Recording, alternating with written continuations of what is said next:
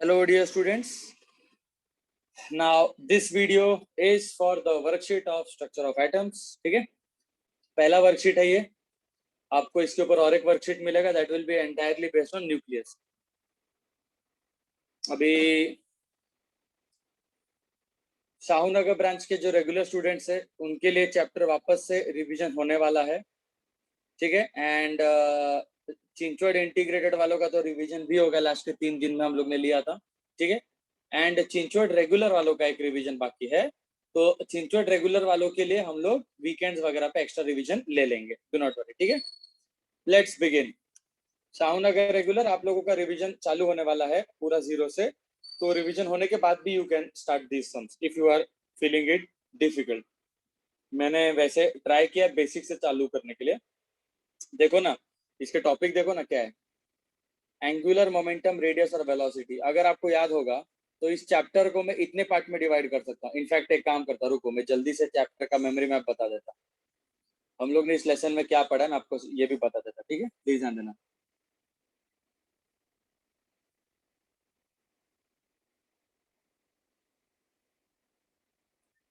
Structure of atom. Structure of atom के actually देखा जाए तो दो मेन कैटेगरीज है. ठीक है, स्ट्रक्चर ऑफ एटम के दो मेन बड़े बड़े कैटेगरीज है. What are these categories? एक है all about the electrons and दूसरा ऑल अबाउट द न्यूक्लियस. अगर आपको बोलूं तो आप यहाँ पे हम लोग बोलेंगे ऑल अबाउट ये इलेक्ट्रॉन्स, न्यूक्लियस के बाहर का part. And then next is all about nucleus. मैं न्यूमेरिकल्स के पर्सपेक्टिव से बोल रहा हूँ, थ्योरी के पर्सपेक्टिव से नहीं, न्यूमेरिकल के पर्सपेक्टिव से. थ्योरी के पर्सपेक्टिव में ये भी है आपको रदरफोर्ड एटॉमिक मॉडल, फिर उसका ड्रॉबैक, बोर पोस्टुलेट वगैरह वगैरह. बट न्यूमेरिकल के पर्सपेक्टिव से बता रहा. न्यूमेरिकल के पर्सपेक्टिव से इसके कितने पार्ट्स हम लोग ने सीखे थे वो मैं आपको बताता हूँ. पहला बोर का पोस्टुलेट्स याद है, 3 पोस्टुलेट्स यूज करने के थे. फिर उस पोस्टुलेट्स आपको ने रेडियस, वेलोसिटी और एनर्जी और रेडबर्ग्स इक्वेशन, ये 3 चीजों के बारे में हम लोग ने विस्तार में पढ़ा था. मतलब बेसिकली अगर मैं बोलूं कि इलेक्ट्रॉन्स के आगे हम लोग ने क्या पढ़ा था उसके अंदर, तो यू कैन से कि सर हम लोग ने इसके अंदर ये मेन चीजें पढ़ी थी. कौन सी देखो बताता हूँ. बोर के 3 पोस्टुलेट्स, रेडियस का डेरिवेशन, वेलोसिटी का डेरिवेशन, एनर्जी का डेरिवेशन एंड रेडबर्ग्स इक्वेशन. न्यूमेरिकल्स के पर्सपेक्टिव से बता रहा. ये 4 चीजें पढ़ी थी. बोर के पोस्टुलेट्स,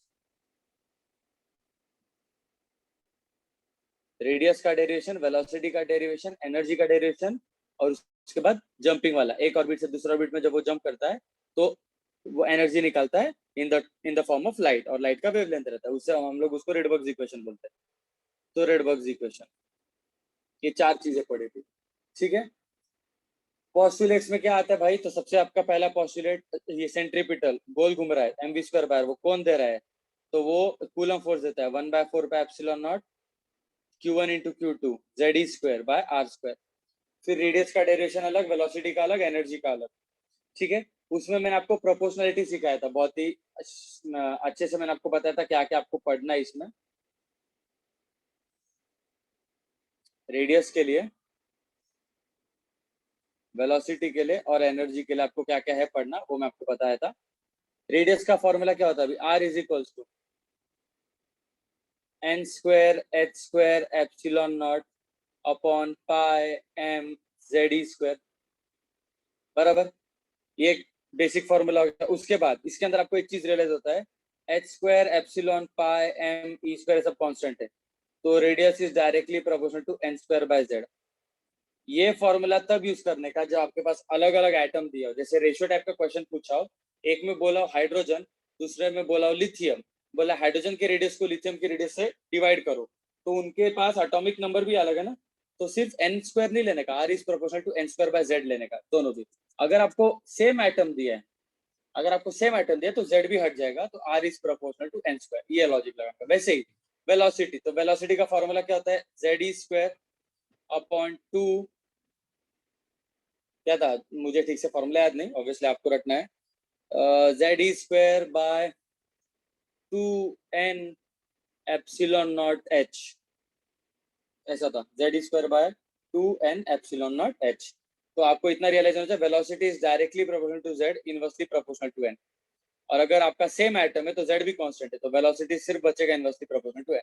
वैसे एनर्जी, तो एनर्जी का फॉर्मूला z²e⁴m, ठीक है, अपॉन माइनस था ऑब्वियसली, तो -8 π² n²h², या फिर 8, सॉरी π² नहीं आता है, 8 आई थिंक n²h²ε0², ये फॉर्मूला था। तो energy is proportional to z²/n², और उसमें अगर आपका सेम आइटम है तो z भी हट जाएगा, तो energy is proportional to 1/n², या energy is inversely proportional to n²।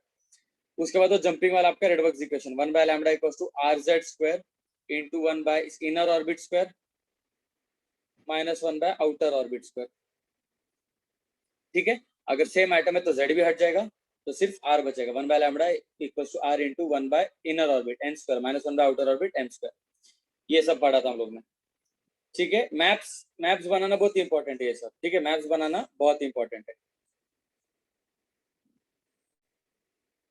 Then next after that, इसके अंदर न्यूक्लियस में क्या क्या पढ़ा है, न्यूक्लियस आप लोग ने क्या क्या पढ़ा। तो न्यूक्लियस में अभी पुराने वाले बच्चों का तो बहुत कुछ डिलीटेड था, बट न्यू बच्चों का कुछ भी डिलीटेड नहीं। न्यू बैच के जो स्टूडेंट्स है ना, उनका कुछ भी डिलीटेड नहीं। तो न्यूक्लियस में सबसे पहले आपके न्यूक्लियस के अंदर के पार्ट्स आते हैं, आइसोटोप, आइसोबार, आइसोटोप, बट वो थ्योरी का पार्ट है। बेसिकली न्यूमेरिकल में क्या पढ़ा अपन ने, मास डिफेक्ट पढ़ा है। सबसे पहला चीज जो पढ़ा अपन ने यहाँ पे, दैट इज मास डिफेक्ट। और मास डिफेक्ट से एनर्जी मिलता है। एक बार मास डिफेक्ट समझ में आ गया तो मास डिफेक्ट के बाद आप लोग बाइंडिंग एनर्जी निकाल सकते हो। अब ये बाइंडिंग एनर्जी एटम का नहीं है रे, ये बाइंडिंग एनर्जी न्यूक्लियस का है, बाइंडिंग एनर्जी। और इसका फॉर्मूला था energy is equal to mc², या फिर delta mc², where delta m is the mass defect. और बाइंडिंग एनर्जी पढ़ने के बाद क्या पढ़ा था अपन ने, once you have study totally binding energy वगैरह, then comes radioactive decay, ठीक है। देन कम्स, यहाँ पे देखो ये थोड़ा सा एक डिफरेंस है, क्या है मैं आपको बताता हूँ। रेडियो एक्टिव डीके में आता है कौन कौन से डीके हो रहे, जैसे alpha decay, beta decay, gamma decay. हम लोग एमिशन बोलेंगे, alpha emission, beta emission, gamma emission. ये बेसिकली रिएक्शंस के जैसा है, जैसे आपको केमिस्ट्री में रिएक्शंस होते हैं वैसा रहेगा, ठीक है, जिसमें आपको इक्वेशन लिखना रहेगा। जैसे बोलेंगे यूरेनियम 92-235, आपको बोला uranium has been disintegrated to give you an alpha particle, तो उसके साथ जो बचेगा वो क्या रहेगा, वो एलिमेंट का एटॉमिक नंबर, मास नंबर बताओ। तो आपको अल्फा पार्टिकल का एटॉमिक नंबर पता रहना चाहिए, मास नंबर आपको पता रहना चाहिए, फिर इसमें माइनस कर देने का 90 और 231, ऐसा जस्ट एग्जांपल बता रहा। तो ये आपका पहला टाइप है जिसमें कोई फॉर्मूला नहीं है, सिर्फ आपको यहाँ पे फिर प्लस माइनस करना है, ये पहला टाइप का डीके होगा। Then after this part comes rate law, ठीक है, after this part comes rate law. ये सबसे इंपॉर्टेंट पार्ट है न्यूक्लियस के डीके में, ठीक है, ये बहुत इंपॉर्टेंट है, दैट इज रेट लॉ। और रेट लॉ जैसे चालू किया आप लोग ने, उसके अंदर धपाधप फॉर्मूलेज है, धपाधप formulas. Total there are 7 formulas. For that you need to watch the video of CET, कौन सा, ये अपना स्ट्रक्चर ऑफ आइटम। मैंने एक वीडियो आपको बनाया है सीनियर्स के लिए, और आपकी सीईटी वाला, तो CET structure of item critical में आई थिंक 60 to 80 ऐसा कुछ था, 61 to 80। ये वाला वीडियो देख लेना, उसमें आपका पूरा न्यूक्लियस का पार्ट कवर है, पूरा थ्योरी। आज जो मैंने आपको वर्कशीट दिया वो फर्स्ट पार्ट पे, ऑल अबाउट इलेक्ट्रॉन्स। ये पूरा पोस्टुलेट्स आएगा, रेडियस, वेलोसिटी, एनर्जी और जंपिंग, इसी पे खाली फॉर्मूलाज है। और पोस्टुलेट में आपको पता ना, एक सेंट्रीपिटल होता है, एक एंगुलर मोमेंटम होता है, और एक जंपिंग वाला होता है। एंगुलर मोमेंटम का फॉर्मूला पता रहना चाहिए, angular momentum must be an integral multiple of h/2π, but angular momentum का formula is mvr, mvr equals to nh/2π। ये सब आपने डायरेक्शन से आपने पढ़ा है। डन ना, आप सबको फर्स्ट पार्ट समझ में आ गया। आज का जो वर्कशीट का वीडियो सोल्यूशन बता रहा मैं पहले पार्ट का है, सेकंड पार्ट जो है न्यूक्लियस वाला वो सेकंड वर्कशीट का हिस्सा है, ठीक है। चलो without wasting any more time, let's start with the sums. It's all about angular momentum, radius and velocity. थोड़ा जूम इन मार देता हूँ so that आपको अच्छे से दिखे question. Okay, let's start with the first question.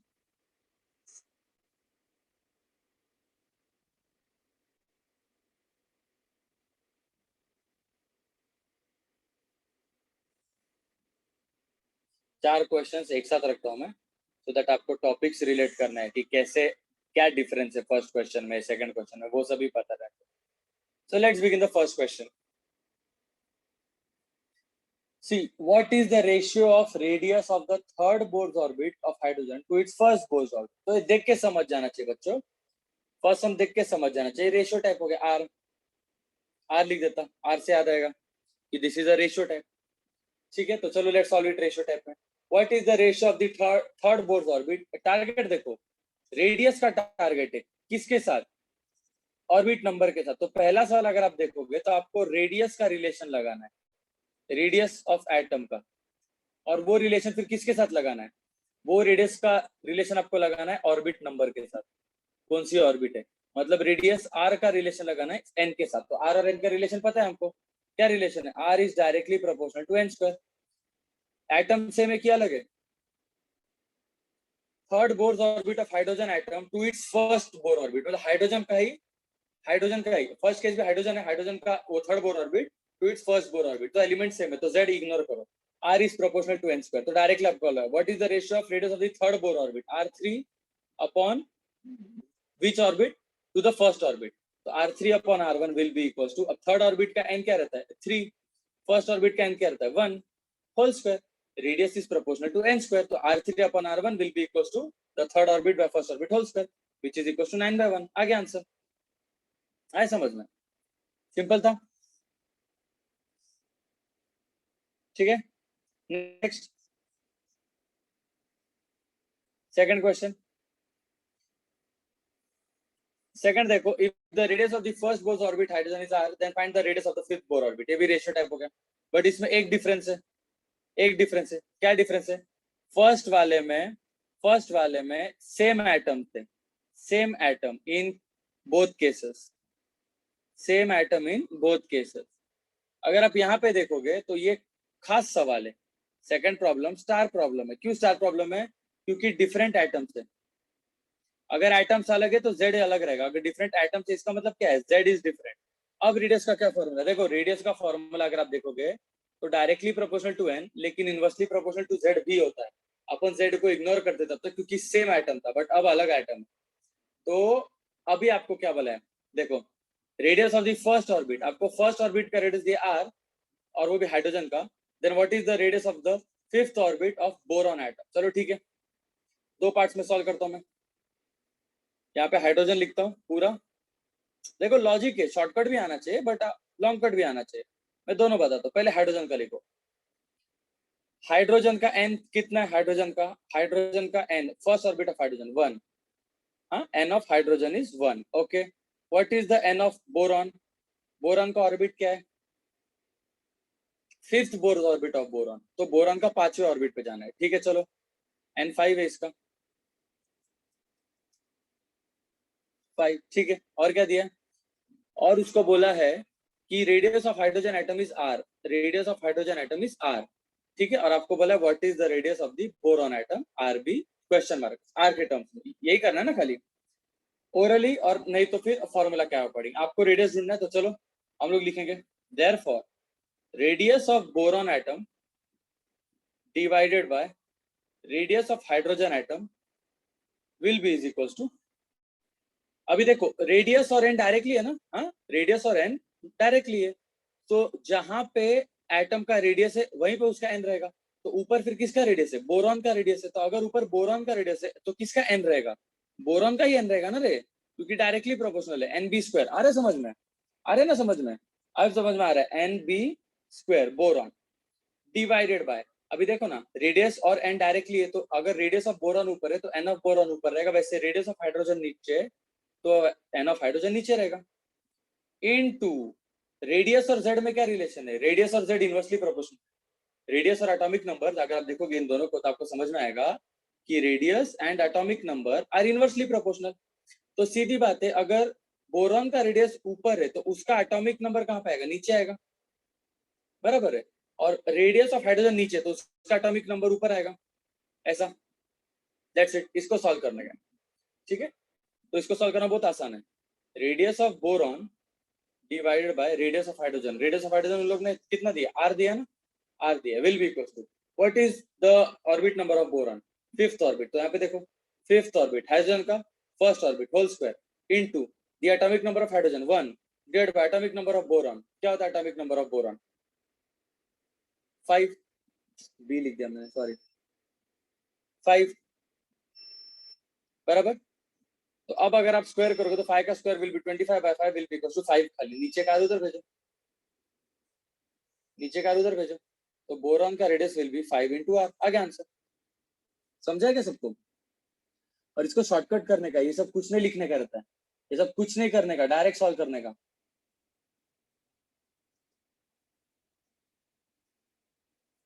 कैसे सॉल्व करने का देखो भाई, इतना दिख रहा है radius is proportional to n square, ठीक है।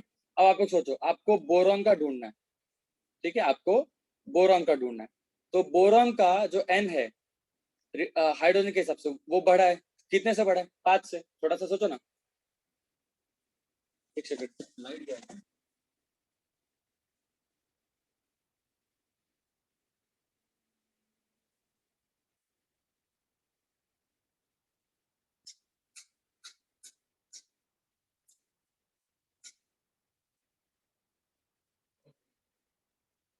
इलेक्ट्रिसिटी गैस सोसाइटी का, चलो कोई ना। सुनो ध्यान से, क्या बोल रहा था मैं? हाँ, बोरॉन का अगर आप लोग ऑर्बिट नंबर देखोगे हाइड्रोजन के कंपैरिजन, तो हाइड्रोजन का 1 है, बोरॉन का ऑर्बिट नंबर 5 है।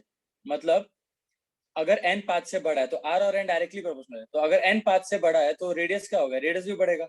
कितने से? 5 के स्क्वायर से, तो रेडियस आपका 25 से बढ़ेगा। सिमिलरली बोरॉन का z क्या हुआ है? बोरॉन का z बड़ा है, कितने से बड़ा है? 5 से। हाइड्रोजन का एटॉमिक नंबर 1 होता है, बोरॉन का एटॉमिक नंबर 5 होता है। तो z अगर 5 से बड़ा है तो रेडियस क्या होगा? रेडियस कम होगा, कितने से? 5 से, क्योंकि रेडियस और अपना रेडियस और z इनवर्सली प्रोपोर्शनल है। तो मतलब इधर पे रेडियस आपका 25 गुने से बढ़ रहा है, इधर पे रेडियस आपका 5 गुने से कम हो रहा है, तो सीधी बात है 1/5 into 25 will be equal to 5, direct answer. Net answer इस 5 गुना बढ़ गया। लॉजिक समझा ना? बहुत सिंपल है। या तो मैथमेटिक्स से करो या तो लॉजिक से करो, मतलब अगर सीटी में एग्जाम आए तो आपको सॉल्व नहीं करना है, डायरेक्टली आंसर लिखना है ऑब्वियसली। ठीक है, let's solve the next MCQ.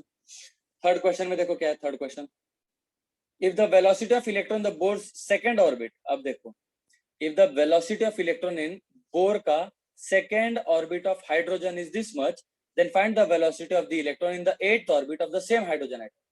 तो क्या खासियत इसमें? Third question same element same atom के लिए, तो चलो ठीक है, थर्ड सेम एटम के लिए। फोर्थ का क्या है? Consider the given data in the previous problem, the second atom was the beryllium. हाँ, तो फोर्थ क्वेश्चन में क्या है? डिफरेंट एटम्स, बस यही फर्क है।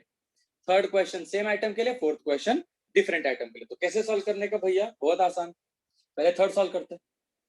थर्ड क्या बोला है? The velocity of electron in the Bohr's second orbit of hydrogen 6 into 10⁶। Third question same atom, अगर सेम एटम है तो velocity is directly inversely proportional to n। z हटा दो ना, z हटा दो, एटम सेम है तो z नहीं बचेगा, z तो वैसे भी कैंसिल होगा रेशियो में। लॉजिक समझ रहे हैं ना? अरे समझ रहे हैं मैं क्या बोल रहा हूँ? जिन पे सब में जो बोल रहा नहीं समझ रहा ना, वो चैप्टर में फिर से जाओ, बेसिक्स पे फिर से जाओ।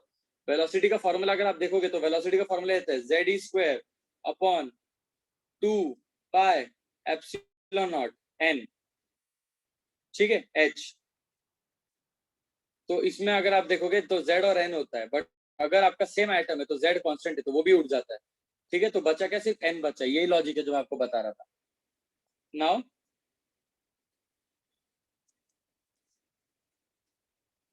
Velocity is inversely proportional to n, ठीक है, ओके। v2 दिया है, then find the velocity of the electron in the eighth orbit. v eighth orbit का ढूंढना है, तो बहुत सिंपल है भाई, हाइड्रोजन है, एटम एटम सेम है, तो v8 upon v2 will be, since velocity और ऑर्बिट नंबर इनवर्सली प्रोपोर्शनल है, अगर v8 ऊपर है तो उसका ऑर्बिट नंबर नीचे होना चाहिए, v2 नीचे है तो उसका ऑर्बिट नंबर ऊपर होना चाहिए। लॉजिक समझ में आ रहा है क्या? दैट्स इट, आगे आंसर। वेलोसिटी और रेडियस उल्टा रिलेशन, तो अगर v8 ढूंढना है तो v8 न्यूमरेटर में है तो उसका जो ऑर्बिट नंबर है n इक्वल्स टू 8 वो नीचे रहना चाहिए, रेशियो ले तो ये 1/4 आएगा। So velocity in the eighth orbit is v2/4, v2 उधर भेजो, v2/4, तो 6 into 10⁶/4 which is 1.5 into 10⁶ metre पर सेकंड, आगे आंसर थर्ड वाला, ठीक है। अब फोर्थ सॉल्व करने का है। फोर्थ कैसे सॉल्व करने का? सब कुछ सेम है थर्ड के जैसा, the only difference is fourth में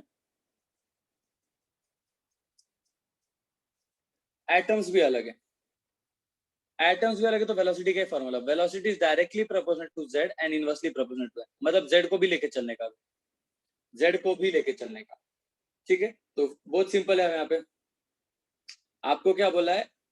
फोर्थ वाले में कि consider the given data if the second item was the beryllium, मतलब V8 आपको जो बोला ना 8th ऑर्बिट में ढूंढने के लिए, देखो ध्यान से आपको क्या बोला है 8th ऑर्बिट बोला है, तो लास्ट में थर्ड क्वेश्चन में 8th ऑर्बिट ऑफ हाइड्रोजन था, यहाँ पे 8th ऑर्बिट ऑफ बेरिलियम है, ये खासियत है। तो V8 ढूंढना है, और यहाँ पे जो सेकंड ऑर्बिट था वो हाइड्रोजन था, सेकंड जो ऑर्बिट था वो हाइड्रोजन था, ठीक है। सो V8 upon V2 will be, since velocity और z डायरेक्टली प्रोपोर्शनल है, z ऑफ ये V8 किसका था, बेरिलियम था ना, तो वेलोसिटी ऑफ द बेरिलियम, यहाँ पे वेलोसिटी ऑफ हाइड्रोजन दिया है, वेलोसिटी ऑफ बेरिलियम निकालने का है, तो डायरेक्ट करने का, velocity of beryllium BE divided by velocity of hydrogen will be, since velocity और z डायरेक्टली प्रोपोर्शनल है, तो z of beryllium divide by z of hydrogen into velocity और ऑर्बिट नंबर उल्टा रिलेशन है, तो बेरिलियम का जो ऑर्बिट नंबर नीचे आएगा, बेरिलियम का कौन सा ऑर्बिट ढूंढना है, बेरिलियम का वो सेकंड केस था ना, तो बेरिलियम का 8th ऑर्बिट था, तो बेरिलियम का 8th ऑर्बिट नीचे, और हाइड्रोजन का, अगर हाइड्रोजन का वेलोसिटी नीचे तो उसका ऑर्बिट नंबर ऊपर आएगा, और हाइड्रोजन का कौन सा दिया है, सेकंड ऑर्बिट दिया है, हाइड्रोजन का दिया है सेकंड ऑर्बिट, हाँ सेकंड ऑर्बिट ऑफ हाइड्रोजन, काम खत्म, इसको सब्स्टिट्यूट करने का। What is the atomic number of beryllium 4, what is the atomic number of hydrogen 1 into 2 by 8, 4 2 जा 8, 8 8 कैंसिल डायरेक्टली, सब सेम है, तो VBE is equals to VH, same velocity. Logic समझा है, नहीं समझा, बहुत लोग को नहीं समझा रहेगा, पक्का नहीं समझा रहेगा, सुनो अभी एकदम सिंपल वे में सॉल्व में करके देता हूँ। मैं पहले जो अभी किया था एक्सप्लेन, वो पूरा डेप्थ में एक्सप्लेन किया था, अब मैं आपको मेरा मेथड डायरेक्ट सॉल्व कर लेता हूँ, ठीक है, जो मेरे मेथड से सॉल्व करता हूँ। पहले मैं गिवन डेटा यूज करता, हाइड्रोजन, हाइड्रोजन को बोला है कि सेकंड ऑर्बिट है, हाइड्रोजन का बोला है कि सेकंड ऑर्बिट है आपका, वो थर्ड क्वेश्चन में, ठीक है, थर्ड क्वेश्चन में, तो n of hydrogen is equal to 2, उसके बाद टारगेट क्या है, बेरिलियम, बेरिलियम का 8th ऑर्बिट दिया है, बेरिलियम का 8th ऑर्बिट, तो n of beryllium is equal to 8, उसके बाद आपको वेलोसिटी देता है हाइड्रोजन में, तो the velocity in hydrogen is given, जो भी रहेगा, जो भी रहेगा, मैंने वो पार्ट हटा दिया, तो वापस मुझे एक काम करता हूँ, कंट्रोल Z करता, थर्ड क्वेश्चन ना, देखो जरा थर्ड क्वेश्चन क्या था, हाँ अगेन सेम, इलेक्ट्रॉन बोर के सेकंड ऑर्बिट, हाँ हाइड्रोजन का सेकंड ऑर्बिट था और वेलोसिटी दिया है, और बेरिलियम का 8th ऑर्बिट का ढूंढना है, क्योंकि आपका चौथा सवाल है, ठीक है। तो यहाँ पे आपको बोला है what is the velocity of the beryllium, बराबर यही करना है ना, तो आपके आइटम्स भी अलग है, तो हमको फॉर्मूला पता है, velocity is directly proportional to z, inversely proportional to n, direct use करो, डायरेक्ट यूज करो, ऊपर लिखो velocity of the beryllium divided by, नीचे लिखो velocity of the hydrogen is equal, since velocity और ऑर्बिट ये अपना atomic number, z atomic number होता है ना, z एटॉमिक नंबर होता है, तो वेलोसिटी और एटॉमिक नंबर डायरेक्टली प्रोपोर्शनल, तो इधर पे आएगा z of beryllium divided bye z of hydrogen, ठीक है, इनटू, अभी ये जो ऑर्बिट नंबर है वो उल्टा रिलेशन है, वेलोसिटी और ऑर्बिट नंबर उल्टा रिलेशन है, तो अगर वेलोसिटी ऑफ बेरिलियम ऊपर है तो ऑर्बिट नंबर ऑफ बेरिलियम नीचे रहना चाहिए, और वेलोसिटी ऑफ हाइड्रोजन नीचे है तो ऑर्बिट नंबर ऑफ हाइड्रोजन ऊपर रहना चाहिए, ये फॉर्मूला है, खाली सब्स्टिट्यूट करना है, आपके पास ऑलरेडी सब कुछ पता है। What is the atomic number of beryllium, atomic number of beryllium is how much 4, what is atomic number of hydrogen 1 into, what is the orbit number of hydrogen, आपको दिया है कि सेकंड ऑर्बिट, आपको hydrogen का second orbit दिया, divide by what is the orbit number of beryllium 8th orbit, solve कर दो, answer 1 आएगा, तो voltage beryllium divide, sorry velocity, velocity beryllium by velocity hydrogen equals to 1, therefore velocity in beryllium will be equals to velocity in hydrogen, तो same velocity आ रहा है। जो और smart student है वो लोग और इसको अच्छे से आंसर लिख सकते हैं, स्मार्ट स्टूडेंट्स आप लोग तो पेन उठाने का नहीं, डायरेक्ट लिखने का, हाइड्रोजन के हिसाब से बेरिलियम में क्या हुआ है, डायरेक्ट सोचो, हाइड्रोजन के कंपैरिजन में बेरिलियम में क्या हुआ है, z बढ़ा है, कितने से 4 गुना, z बढ़ने से वेलोसिटी क्या होगा, velocity is directly proportional to z, तो z बढ़ने से वेलोसिटी भी बढ़ेगा, कितने से 4 गुना, और velocity is inversely proportional to n, hydrogen में n 2 था बेरिलियम में n 8 था, मतलब कि n increase by how much, 4 गुना। तो n की वजह से वेलोसिटी क्या होगा, सिंस वेलोसिटी और n उल्टा रिलेशन है, n की वजह से वेलोसिटी कम होगा 1/4, मतलब z की वजह से वेलोसिटी 4 टाइम्स बढ़ेगा और n की वजह से वेलोसिटी 4 टाइम्स कम होगा, दोनों को उड़ा दो वेलोसिटी सेम रहेगा। ये सब ट्रिक्स है ओरली सॉल्व करने के। नेक्स्ट पांचवा, what is the angular momentum of an electron in the third. अभी देखो धीरे धीरे आपको रियलाइज होगा कि क्वेश्चंस के लेवल थोड़े थोड़े इंक्रीज होने वाले, ठीक है, ध्यान देना। 4 तक हो गए थे ना, अब 5 से आगे बढ़ेंगे।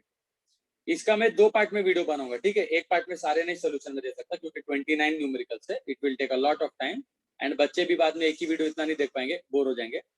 तो ये वर्कशीट में 2 पार्ट में सॉल्व करूंगा। आज मैं एनर्जी का पार्ट सॉल्व नहीं करूंगा, आज मैं खाली वो वाला पार्ट लेते जाऊंगा, ये वाले बिफोर वाले। नाउ द पांचवा question, what is the angular momentum of electron in the third Bohr orbit. देखो एल पूछा है, answer of the fifth question. What is the angular momentum of the electron in the third orbit. तो L पूछा है, बोला है third orbit n is equal to 3।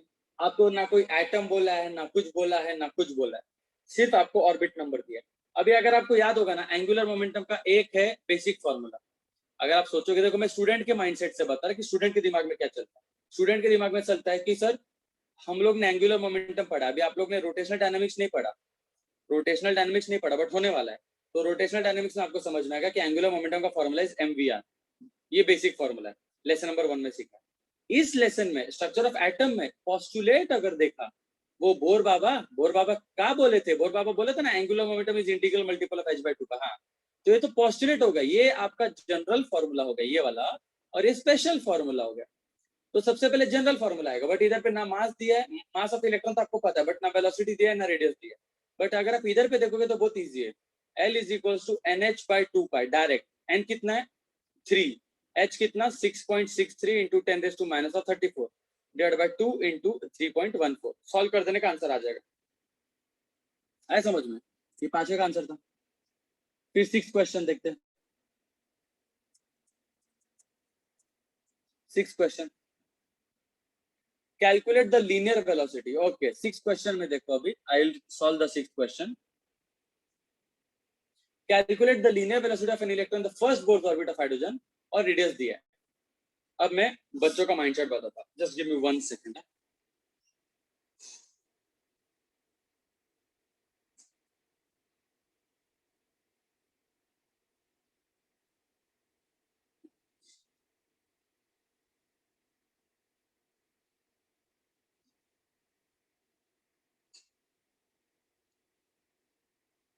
Okay now students का mindset ऐसा है, सर हमको टारगेट क्या बोला है, टू फाइंड। चलो मैं टू फाइंड लिख देता। आप लोग सिर्फ अपना दिमाग लगाओ कि आप लोग क्या लॉजिक लगा रहे हो, and everyone don't directly watch the complete video रे। First pause the video, solve first question, see if you are able to solve it. If not, then do the second one, then watch the video. Actually logic is first solve, if not able to solve then watch the video, then again if you have done the first question then again pause, try to solve the second। नहीं आ रहा है तो second देखो, ऐसा कर लो। तो इसको try करो। पहले आपको बोला लीनियर वेलोसिटी, चलो v is equal to question mark, given data क्या दिए, गिवन डेटा क्या दिए,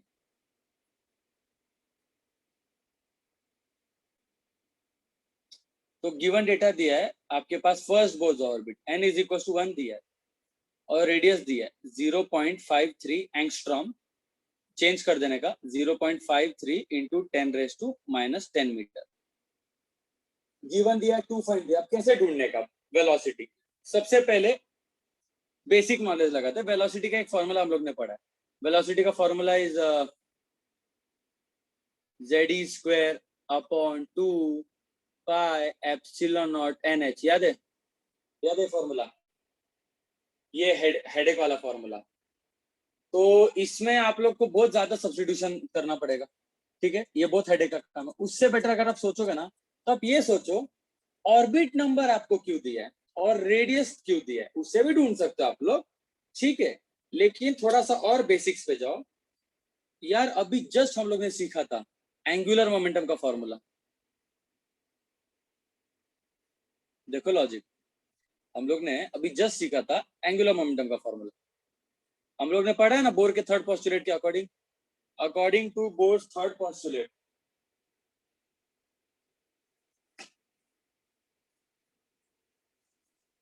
according to Bohr's third postulate, क्या बोलता है बोर का third postulate? It states that the angular momentum is an integral multiple of h by 2 pi. That means L is equals to nh by 2 pi. But L का क्या formula होता है? MVR होता है. MVR is equals to nh by 2 pi. अब थोड़ा सा brain लगाओ. N पता है, N पता है, H पता है, H पता है, 2 पता है, pi पता है, pi पता है, मास ऑफ इलेक्ट्रॉन पता है, वो तो रट्टा होना चाहिए अब तक. डुअल नेचर सॉल्व कर लिया तो 9.1 into 10 raised to minus of 31 kg तो रट्टा होना चाहिए. V पता है, V तो ढूंढना है. आर पता है, आर भी पता है. यार सब सर हमको तो इसमें सब पता है, ऑफ कोर्स सब पता है. आगे आंसर, आगे आंसर.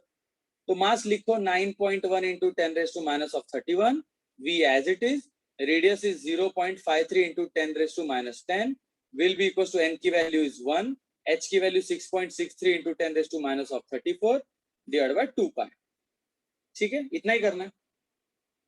9.1 को 0.53 से मल्टीप्लाई कर दो और पावर देख लो. 10 रेज़ टू माइनस 30 अपना ये 31 और माइनस 10 माइनस 41 इन सबको नीचे भेजो. v will be equal to देखो 9.1 नीचे गया, 0.53 नीचे गया और 10 रेज़ टू माइनस 41 भी नीचे गया. तो v विल बी ऊपर आएगा 6.63 into 10 रेज़ टू माइनस 34 और नीचे 2 पाई का एज इट इज जो था. ये सब टर्म सीधे जाके क्या होगा 9 into 0.53 करो, 9.1 into 0.53 इनका जो भी आंसर आएगा. ठीक है, 0.47 या 0.48 के आसपास आएगा, जो भी आएगा. ठीक है, 0.47 या 0.48 आएगा इनटू 10 रेज़ टू माइनस 31 और minus 10 is 10 raise to minus of 41. Minus 41 ऊपर लेके जाओ तो 10 रेज़ टू प्लस 41 आएगा, plus 41. Minus 34 and plus 41 will be equal to 10 raise to plus 7. Logic लगाओ, माइनस 34 और प्लस 41 ऊपर लेके जाओगे तो माइनस 34 और प्लस 41 इज प्लस 7 और बाकी सारे नंबर्स का झोल झपाट, विच इज राइट. ये नंबर्स अगर आप देखोगे तो आपको आंसर एकदम राइट आएगा. मैंने आपको वैसे भी बोला है, हमेशा से मैंने आपको सिखाया है कि इलेक्ट्रॉन की स्पीड, इलेक्ट्रॉन की स्पीड इतना याद रखना, इलेक्ट्रॉन की speed is always between 1% to 10% of speed of light. Electron हमेशा लाइट के स्पीड के 1 से 10% के बीच में बढ़ता है. तो 6 क्वेश्चन भी इजी होगा देखा जाए तो. अब 7th क्वेश्चन देखो. देखो 7 एंगुलर मोमेंटम पूछा है of an electron in the unknown atom with radius दिया है एंड स्पीड दिया है. अब एंगुलर मोमेंटम ढूंढना है. तो एल का फॉर्मूला अगर आप लोग अभी ये 7th क्वेश्चन देखोगे तो 7th कैसे सॉल्व करने का, again it is very simple. 7th question L ढूंढने का है. एल का formula MVR, mass of electron पता है 9.1 into 10 raised to minus of 31. Velocity भी पता है, दिया इन लोग ने ना वेलोसिटी, देखो ना ये 3 into 10 raised to 6. रेडियस भी दिया है, रेडियस कितना दिया आपको 0.6 angstrom, 0.6 into 10 raised to minus 10. Solve कर दो इसको, आ जाएगा आंसर एंगुलर मोमेंटम का. Very simple straightforward. ठीक है, आगे 7th question. Then 8th question, calculate the change in the angular momentum. ओ बहुत सारे बच्चों से गलती होती है, वो लोग ये शब्द को भूल जाते हैं. आंसर राइट निकालते हैं बट देन वो लोग चेंज नहीं निकालते, वो लोग फाइनल निकालते. थोड़ा सा सोचो, यहाँ पे इलेक्ट्रॉन फिर कहां से जंप कर रहा है, इलेक्ट्रॉन यहाँ पे कहां से जंप कर रहा है. n is equals to 1 2 3 4 5, पांचवें ऑर्बिट से पहले ऑर्बिट पे जंप कर. अब देखो the initial angular momentum, initial what is the initial. अभी एंगुलर मोमेंटम का फॉर्मूला पता है ना आपको, NH by 2 pi. L is equals to NH by 2 pi मालूम है ना. तो what is the angular momentum for the ये 5th ऑर्बिट, जो पहला है आपका इनिशियल वो 5th ऑर्बिट है. 5th ऑर्बिट मतलब कि n is equals to 5, so it is 5h by 2 pi. वैसे what is the final angular momentum, तो फाइनल क्या है, लास्ट में किधर आया वो सर, लास्ट में फर्स्ट ऑर्बिट पे है तो 1h by 2 pi. तो चेंज कितना हुआ, चेंज मतलब डिफरेंस. तो L ऑफ हायर वाला विच इज आपका 5th orbit minus L of lower वाला which is the first orbit. तो 5h by 2 pi minus 1h by 2 pi which is 4h by 2 pi which is equal to 2h by pi. सिर्फ सॉल्व करने का इसको, 2h by pi, 2 into 6.63 into 10 raised to minus of 34 divided by pi, 3.14. Solve कर दोगे answer आ जाएगा. Simple है ना.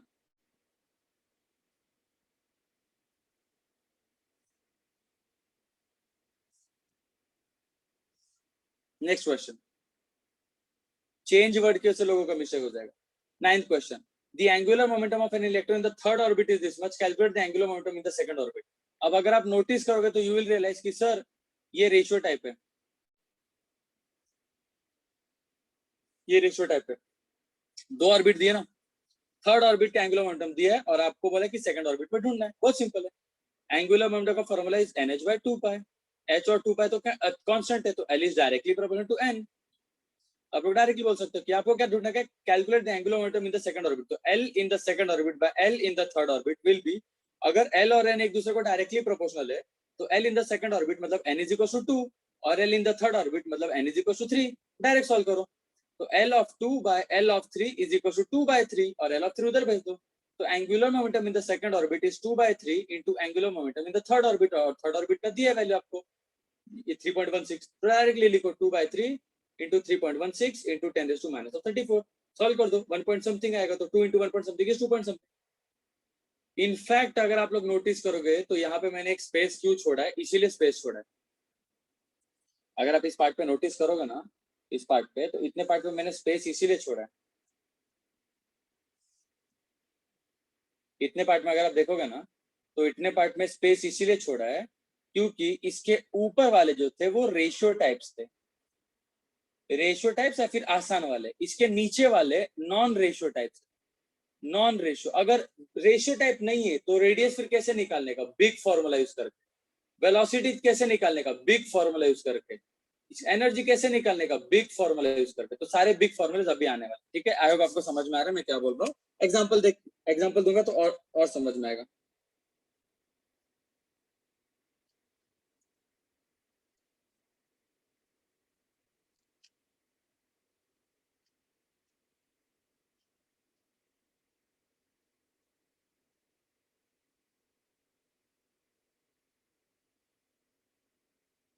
See, let's solve from the 10th question. अब स्टार वाले भी क्वेश्चंस आने वाले, डिफिकल्ट नहीं है ज्यादा, सिर्फ कैलकुलेशन का हेडेक रहेगा थोड़ा बहुत, ठीक है। 10वां सवाल, determine the speed of electron in the n is equal to third orbit of helium atom. क्या निकालने का, स्पीड निकालने का, स्पीड। और क्या क्या दिया, n इज इक्वल टू 3। और हीलियम एटम फिर क्यों दिया है, हीलियम एटम देने का मतलब क्या है, हीलियम एटम देने का मतलब है Z आपको पता रहना चाहिए। What is the atomic number of helium, sir hydrogen helium, अरे दो है, एटॉमिक नंबर 2 है डायरेक्टली। तो वेलोसिटी का formula ZE square upon 2 pi n epsilon not h 2 पाई। अब मुझे श्योर नहीं पता एक्चुअली पाई है कि नहीं, बच्चों एक बार देख लेना पाई है कि नहीं, मुझे श्योर नहीं पता। फॉर्मूला अभी मेरे पास आसपास बुक नहीं है और मुझे मन भी नहीं है फॉर ये सब करने का। आप लोग देख लेना पाई है कि नहीं, I am just not sure. तो डिराइव कर सकते हैं यार, कितना टाइम लगता है। mv square by is equals to ZE square by 4 pi epsilon naught r square, r उड़ गया, ये आपने पढ़ा था। mv square v square is equals to ZE square by 4 pi epsilon naught rn। और एक फॉर्मूला था अपने पास एंगुलर मोमेंटम का, mvr is equals to NH by 2 pi, NH by 2 पाई। हाँ तो पाई रहेगा, अगर स्क्वायर करूंगा इधर पे तो पाई रहेगा, v square will B n square h square by 4 pi square m square r square. तो v स्क्वायर इक्वेट करूंगा तो एक पाई रहेगा। यस पाई है, पाई है, पाई। चलो ठीक है।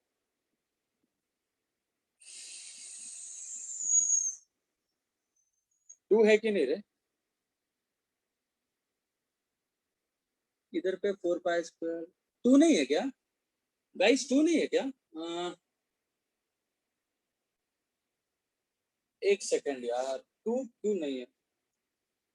नहीं है, वी टू भी है इसमें, टू कहाँ से फिर गायब क्यों हो रहा है इधर पे?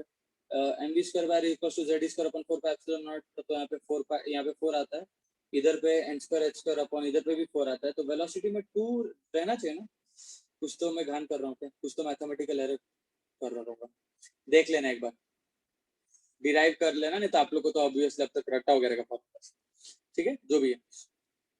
तो चलो इसको सॉल्व कर लेना, आपको आंसर आ जाएगा, क्योंकि इसमें आपको एटॉमिक नंबर डायरेक्टली नहीं दिया बट इनडायरेक्टली दिया। एटॉमिक नंबर इनडायरेक्टली दिया, एटॉमिक नंबर इनडायरेक्टली दिया। तो Z पता है, चार्ज ऑफ इलेक्ट्रॉन पता है ना, 1.6 into 10 raised to minus 19, 2 pi n पता है ना, दो ऑर्बिट, एप्सिलॉन पता है ना, h पता है ना। अब आप लोग अपना समय बर्बाद ना करो फॉर एंट्रेंस, इसलिए आपको रट्टा मारना है। इसमें Z हटाओ और n हटाओ, उसके अलावा तो क्या दिख रहा है, स्क्वायर दिख रहा है, 2 पाई एप्सिलॉन और h दिख रहा है। इन सब का टेक्स्ट बुक में एक नंबर है, टेक्स्ट बुक में डायरेक्टली वो कांस्टेंट का वैल्यू दिया है, तो कांस्टेंट की वैल्यू को रट्टा मारो। रेडियस में भी कुछ कुछ कांस्टेंट्स है, जैसे रेडियस का फॉर्मूला देखोगे तो आर का भी फॉर्मूला है ना मजबूत, n square h square epsilon not upon pi m z square, ये वाला, ठीक है। तो इसमें भी बहुत सारे हैं कांस्टेंट, तो सारे कांस्टेंट्स का वैल्यू क्या है, कांस्टेंट इनटू आता है n स्क्वायर बाय z, वैसे इधर पे वेलोसिटी भी आता है फिर constant into z by n। तो ये सब आपको कांस्टेंट्स पता रहना चाहिए। तो खैर ये इजी सवाल हो जाएगा अगर आपको कांस्टेंट का वैल्यू मालूम रहेगा, तो नहीं पता रहेगा तब तो भैया जय Shri Ram. 11th question, find the radius of the first Bohr orbit of the electron in the hydrogen atom, hence calculate the radius of the first। जब भी देखो स्टार क्यू है, स्टार क्यू है, जब भी हेंस वर्ड आता है ना, हेंस वर्ड, तो उसका मतलब है कि जो फॉर्मूला डिराइव किया ना, वो फॉर्मूला का ट्रिक यूज करके आपको निकालना है। थोड़ा सा स्मार्टली सोचना इसके बारे में। पहले इसके दो पार्ट्स, पहला first Bohr orbit of electron in the hydrogen atom, आपको क्या निकालने का, रेडियस निकालने का। तो चलो रेडियस निकालेंगे। r is equal to n square h square epsilon not upon pi m z square, बराबर। लॉजिक समझ रहा है ना? अरे मुझे अभी याद आया है, लास्ट टाइम पे मैं जब अभी बोल रहा था जस्ट 2 मिनट पहले, तो अपन ने इक्वेट किया था तो रेडियस का फॉर्मूला में था, इसलिए रेडियस में 2 नहीं आता था, वेलोसिटी में आता है। यस मुझे अभी याद है, अपन ने यहाँ पे वो जो मैंने अब जस्ट इसके पहले वाले स्क्रिप्ट लिखा था, तो आर आता है ना, डी तो उड़ जाता है। Yes, r equals to n square h square epsilon not upon pi m z square. इसमें पहले आपको आर ढूंढना है, आर ढूंढना है वैल्यू डाल के, n का वैल्यू 1 डाल दो और z का वैल्यू हाइड्रोजन है तो 1 डाल दो, फिर r का आपको वैल्यू आएगा, आर का आपको वैल्यू आएगा, जो भी आएगा आर का वैल्यू आ गया ना, आर का वैल्यू आएगा, फिर कुछ तो आएगा, जो भी आएगा, एंगस्ट्रॉम में आएगा या मीटर में आएगा, मोस्टली एंगस्ट्रॉम में निकाल लो। कैसे देखो, आप लोग आर निकालोगे तो आर का ये आंसर आएगा, समथिंग इनटू 10 रेज टू -7 -8 -9 या -10 ऐसा कुछ आएगा मीटर। फिर मीटर को एंगस्ट्रॉम में बनाने का इंटू 10 रेज टू 10 करके वो पावर्स कैंसिल करेंगे तो आर आपको एंगस्ट्रॉम में आएगा। फिर उसके बाद ये शब्द का इंपॉर्टेंस क्या है, हेंस कैलकुलेट। हेंस कैलकुलेट मतलब वापस से मेहनत नहीं करने का, इडियट्स। जब पहले के लिए इतना मेहनत किया तो hence calculate the radius of the fourth orbit, मतलब इसमें शॉर्टकट यूज करने का क्या, तो r is directly proportional to n square, ये फॉर्मूला में दिख रहा था। और सेम आइटम है तो z कांस्टेंट रहेगा ना, सेम आइटम है मतलब सीधी बात है, z तो कांस्टेंट है तो z को इग्नोर कर दो, तो क्या बचा, r is directly proportional to n square. तो सीधी बात, आपको अभी फर्स्ट ऑर्बिट का निकाला है तो आपको फोर्थ ऑर्बिट का पूछे, तो r4 upon r1 will be, since r is proportional to n square, 4 by 1 whole square, और I can say r4 upon r1 equals to 16 by 1, और radius of the fourth orbit equals to 16 into radius of the first orbit, और radius of the first orbit निकाला रहेगा ना, सिर्फ substitute करने का है। क्यों मैं बोल रहा हूँ, बहुत सारे बच्चे गलती करते हैं, बहुत सारे बच्चे r1 निकालने के लिए लेंदी फॉर्मूला यूज करते हैं, और वही बच्चे r4 निकालने के लिए भी लेंदी फॉर्मूला यूज करते हैं। रॉन्ग, लेंदी फॉर्मूला 2 बार यूज नहीं करने का, हेंस वर्ड का इंपॉर्टेंस है, हेंस का मतलब है शॉर्टकट यूज करो। अगला सवाल, 12th question, assuming the linear momentum of an electron in the ground state to be this much, find its linear momentum in the fourth orbit। बहुत simple है, ये रेशियो टाइप हो गया, नहीं थोड़ा सा झोल करना है, रेशियो टाइप ही है बस थोड़ा सा झोल करने का, थोड़ा सा ज्यादा हेडेक मत लो।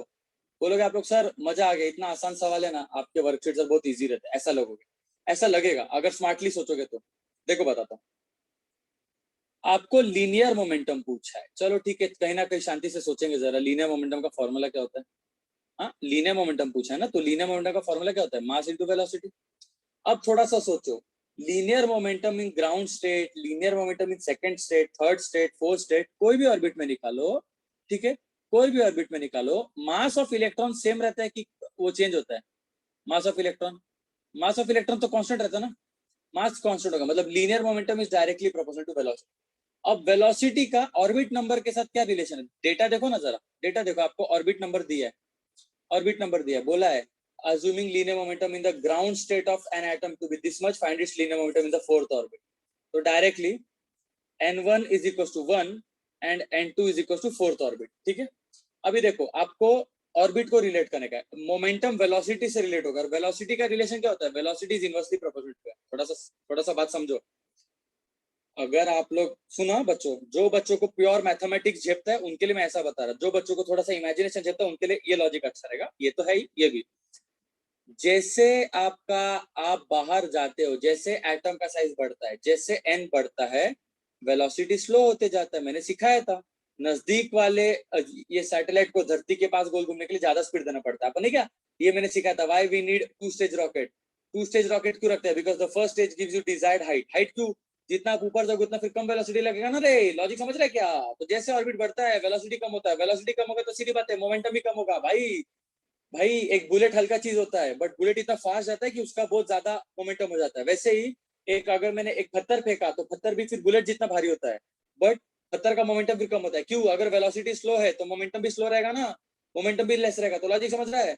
Momentum is directly proportional to velocity, velocity is inversely proportional to n, therefore momentum is inversely proportional to n. जितना बाहर के ऑर्बिट में जाओगे इलेक्ट्रॉन स्लो होगा, जितना इलेक्ट्रॉन स्लो होगा उसका मोमेंटम कम होगा। आई होप इतना सबको समझ में आए। इतना समझ में आया सबको? तो इतना सोचो, momentum is directly proportional to velocity and velocity is inversely proportional to n, therefore momentum is inversely proportional to n. मिल गया रिलेशन? अब क्या निकालने का? आपको बोला है find the linear momentum in the fourth orbit. तो चलो ठीक है, momentum in the fourth orbit divided by ground state में दिया है, मतलब momentum in the first orbit. Logic समझ रहे हैं? फोर्थ ऑर्बिट का मोमेंटम ढूंढना है ना, बोला उन लोग ने find the momentum in the fourth orbit. तो momentum of 4 divide by momentum of 1 will be equal to what अपन व्हाट सर? मोमेंटम और ऑर्बिट उल्टा रिलेशन है सर। तो P1 नीचे तो N1 ऊपर, P4 नीचे तो N4 नीचे, सॉरी वो P4 ऊपर है तो N4 नीचे, उल्टा रिलेशन है। Momentum of the fourth orbit तो उसका ऑर्बिट नंबर नीचे आएगा। जेब रहे ना? सॉल्व कर दो आंसर आ जाएगा। तो momentum in the fourth orbit equal to momentum in the first orbit divide by 4, सिर्फ 4 से डिवाइड कर दो, आ गया आंसर। 12 क्वेश्चन। अरे बहुत इजी क्वेश्चन। आप लोग बोलोगे सर क्या लल्लू सवाल है, और लल्लू सवाल को आप स्टार दे रहे हो? ऐसी होता है रे, बहुत इजी इजी है। चलो 13 और 14 सॉल्व करते हैं, फिर ये पहला वीडियो डन हो जाएगा, फिर आपको दूसरा वीडियो भी मिलेगा।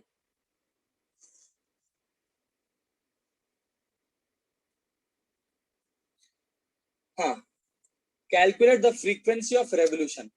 13 क्वेश्चन क्या पूछे? एन पूछा है, फ्रीक्वेंसी मतलब एन। टारगेट को पहले पकड़ो। Electron in the first Bohr orbit. Oh oh oh, frequency को एन यूज मत करो। फिर एक काम करो, फ्रीक्वेंसी को एन लेटर मत यूज करो, फिर कंफ्यूज हो जाओगे, क्योंकि एन अपन यहाँ पे ऑर्बिट नंबर के लिए यूज करते हैं। फ्रीक्वेंसी के लिए न्यू यूज करो, फ्रीक्वेंसी के लिए न्यू, तो दैट आप लोग को कंफ्यूजन रहेगा। तो फ्रीक्वेंसी ढूंढना, और आपको ऑर्बिट नंबर दिया है, एन इज इक्वल टू 1 दिया है। और कौन सा आइटम है? हाइड्रोजन आइटम है। हाइड्रोजन आइटम का मतलब है कि एटॉमिक नंबर 1 है उसका वैसे भी, और ऑर्बिट भी पहला है। रेडियस दिया है, रेडियस कितना दिया है? 0.53 एंगस्ट्रॉम। और वेलोसिटी दिया है 2.24 इंटू 10⁶। क्या ढूंढने बोला है? फ्रीक्वेंसी ढूंढने बोला है। बहुत सारे बच्चे यहाँ पे गण जाते हैं, हद बच्चे गण जाते हैं, हद वाले, हद हद हद हद बच्चे गण जाते हैं। थोड़ा सा सोचो। हाँ, बहुत सारे बच्चे क्या सोचते पता है क्या? देखो अभी मैं आपको स्टूडेंट मेंटालिटी बताता हूँ। स्टूडेंट नंबर 1 क्या सोचेगा? और ये रॉन्ग नहीं है, जो भी स्टूडेंट सोच रहा है वो गलत नहीं है, अच्छा ही सोच रहा है। सिर्फ हमको थोड़ा सा प्रेजेंस ऑफ माइंड के लिए मैं एग्जांपल दे रहा हूँ। चलो लेट्स से कि के बारे में सोचेंगे कि के दिमाग में क्या आ रहा है। तो केदार क्या देख रहा है? उसको बोल रहा है यार मेरे को फ्रीक्वेंसी ढूंढना है। केदार को फ्रीक्वेंसी तो नहीं पता इस चैप्टर में, ये चैप्टर में फ्रीक्वेंसी का फॉर्मूला सिखाया ही नहीं मैंने। तो केदार बोलेगा चल ठीक है, रिवर्स मेथड भाड़ में गया, मेरे को फ्रीक्वेंसी कैसे ढूंढना है मेरे को पता नहीं, मैं फिर गिवन डेटा यूज करता। बराबर है ना केदार? तेरे को टारगेट नहीं समझ में आ रहा कि कैसे ढूंढू फ्रीक्वेंसी का, तो कोई फॉर्मूला सिखाया नहीं सर ने। अगर डुअल नेचर रहता था तो डुअल नेचर का बराबर तू आंसर दिया रहता एच न्यू, बट इधर पे तो सब है नहीं। तो वो बोलेगा यार सर मेरे को टारगेट समझ में नहीं आ रहा कि कैसे ढूंढू, तो मैं रिवर्स मेथड से नहीं जा रहा सर, मैं फॉरवर्ड मेथड जा रहा। चल ठीक है, तेरे पास ऑर्बिट नंबर दिया है, रेडियस दिया है, वेलोसिटी दिया है। तो केदार के दिमाग में क्या आएगा? मान ले स्टूडेंट 1 इज केदार, तो स्टूडेंट 1 बोलेगा सर रेडियस का अगर मैं फॉर्मूला सोचूं तो r is equals to n square h square epsilon not upon pi m z e square. Sir इसमें मेरे को n भी पता है, h भी पता है, एप्सिलॉन भी पता है, पाई भी पता है, m भी पता है, ऑर्बिट नंबर भी पता है, e भी पता है, r भी पता है, नहीं आ रहे कुछ। फिर केदार ही सोचेगा कि वेलोसिटी सोचता हूँ, तो वेलोसिटी में भी सब कुछ पता है। तो केदार का गया ब्रेन लगाना भी, उसने उसने सोचा कि भाई ये फॉर्मूला मेरे को पता था। अब स्टूडेंट 2 क्या सोचेगा? चलो स्टूडेंट 2 लेते अपन, किसको लेते? स्टूडेंट 2 लेते, किसको लू? स्टूडेंट 2 कौन से नमूने को पकड़ू? देशमुख को पकड़ू क्या? चलो स्टूडेंट 2 देशमुख को लेते हैं। ओम देशमुख। देशमुख क्या सोचेगा कि सर रेडियस और वेलोसिटी साथ में मैंने कहाँ पे देखा है? वो बोलेगा सर मैंने एंगुलर मोमेंटम में देखा है। वही सोचेगा वो, सर एंगुलर मोमेंटम का फॉर्मूला होता है NH/2 और एंगुलर मोमेंटम का फॉर्मूला होता है MVR। तो MVR is equal to NH/2। Deshmukh ये मान लो सोचेगा। मास ऑफ इलेक्ट्रॉन तो वैसे भी रटता है, वेलोसिटी दिया है, रेडियस दिया है, ऑर्बिट नंबर भी दिया है, एच भी पता है, तो देशमुख शॉर्ट हो गया, ये भी सब पता है। फिर कोई एक तीसरा बच्चा आएगा जो बोलेगा sir out of the box सोचो। अभी मैं इसमें फिर कोई भी बच्चे का नाम नहीं लूंगा, नहीं तो उसका ईगो सेटिस्फाई हो जाएगा, वो बोलेगा मैं बहुत स्मार्ट है। ऐसा नहीं बच्चों, पहली बात, इस चैप्टर में मैंने आपको मेमोरी मैप सिखाया था, अभी जस्ट वीडियो के अंदर ही आपको मेमोरी मैप दिया है। तो मेमोरी मैप में एक हिंट दिया था, मैंने आपको ये बताया था कि कौन कौन से फॉर्मूलेस पढ़े। मेमोरी मैप में सबसे पहले अपन ने पोस्टुलेट्स पढ़े थे 3, उसके बाद रेडियस का डायरेक्शन पढ़ा था, वेलोसिटी का डायरेक्शन पढ़ा था, एनर्जी का डायरेक्शन पढ़ा था और रेड बॉक्स का इक्वेशन पढ़ा था। इसमें से कुछ काम नहीं आ रहा है, तो स्टूडेंट 3 बोलेगा आउट ऑफ द बॉक्स सोचो। और आउट ऑफ द बॉक्स में उसको याद आएगा कि सर बोर का पहला पोस्टुलेट बोलता है कि इलेक्ट्रॉन गोल घूमता है। कोई भी चीज गोल घूमती है तो गोल घूमने में मतलब सर्कुलर मोशन है ये। हाँ, ये सर्कुलर मोशन है। तो अचानक से स्टूडेंट 1 या स्टूडेंट 2 बोलेगा सर सर सर सेंट्रीपिटल लगाएंगे। उसके दिमाग में ये आएगा सर उसका पहला पोस्टुलेट सेंट्रीपिटल होता है, बट सेंट्रीपिटल लगा के भी तुमको क्या मिलेगा? फ्रीक्वेंसी तो फॉर्मूला में है नहीं सेंट्रीपिटल के। सेंट्रीपिटल का जो फॉर्मूला है mv² that is equal to 1/4πε0 तो सर ये सब नहीं समझ में आ रहा है, मैं क्या करूं? बराबर है। अब पूरा मैं बोर्ड साफ कर देता और आपको मैं बेसिक्स बताता। याद है हम लोग ने 11th में सर्कुलर मोशन में लीनियर वेलोसिटी और एंगुलर वेलोसिटी में एक रिलेशन सीखा था, याद है? v is equals to omega r सीखा था, याद है? v equals to omega, v equals to omega, बराबर। तो v is equals to omega की जगह 2π/t लिखो, बट ये नहीं परवड़ेगा क्योंकि टाइम नहीं ढूंढने का है, फ्रीक्वेंसी ढूंढना है। तो v इज इक्वल्स टू क्या बोलोगे? 2π इंस्टेड ऑफ फ्रीक्वेंसी, सॉरी अपना इंस्टेड ऑफ टाइम पीरियड आप लोग फ्रीक्वेंसी ले सकते हो। ओमेगा के दो फॉर्मूले, एक 2π/t होता है और दूसरा होता है 2πn। तो मैं 2π न्यू बोल दूंगा यहाँ पे फ्रीक्वेंसी को, बस हो गया, आ गया answer. Velocity is equal to omega into r, omega की जगह 2πn इंटू आर। v पता है, 2 पता है, पाई पता है, ये फ्रीक्वेंसी नहीं पता, आर पता है, काम हो गया। Oral answer. अरे सर कितना आसान सवाल था, हम लोग इतना गोल घूम के आए। अब वही लॉजिक लगा के सोचो लास्ट क्वेश्चन को कैसे सॉल्व करेंगे 14th वाले। द पीरियड ऑफ रेवोल्यूशन दिया आपको, टाइम पीरियड दिया है इन the third orbit, sorry period of revolution in the आपको थर्ड ऑर्बिट दिया है, और आपको बोला what is the period in the fifth orbit. बहुत सारे बच्चे घान करेंगे इधर, बहुत सारे, बहुत लोगों को नहीं आएगा, बट इसका इतना आसान है ना, सीरियसली झूठ नहीं बोल रहा, आई शपथ, इतना आसान है ना। आप लोग बोलोगे सर सीरियसली यार हम लोग क्या फिजिक्स को इतना लेके डरते हैं, इतना आसान है ना ये, कैसे? थोड़ा सा सोचो। आप लोगों को सर को इतना समझाना है कि सर ये रेशियो टाइप है कि नहीं, तो हाँ सर ये रेशियो टाइप है, क्योंकि थर्ड ऑर्बिट देखना, थर्ड ऑर्बिट का दिया है और आपको फिफ्थ ऑर्बिट का ढूंढने बोला है, तो रेशियो टाइप। तो रेशियो टाइप में आपको टाइम को रिलेट करने का है एन के साथ, टाइम को रिलेट करने का एन के साथ, और ये सर ने सिखाया नहीं, कोई बात नहीं। सर्कुलर मोशन तो सिखाया है ना सर ने, सर्कुलर मोशन सिखाया है सर ने, गोल घूम रहा है। थोड़ा सा सोचो, गोल घूमने के लिए अभी जस्ट मैंने v इक्वल टू यही कहा था ना, ओमेगा इंटू आर, याद है? v is equal to omega into r. देखो ध्यान से, v is equal to omega की जगह 2π/t लिख सकता हूँ, बराबर। t को इधर भेजो, v को इधर भेजो, तो t is equal to 2πr/v।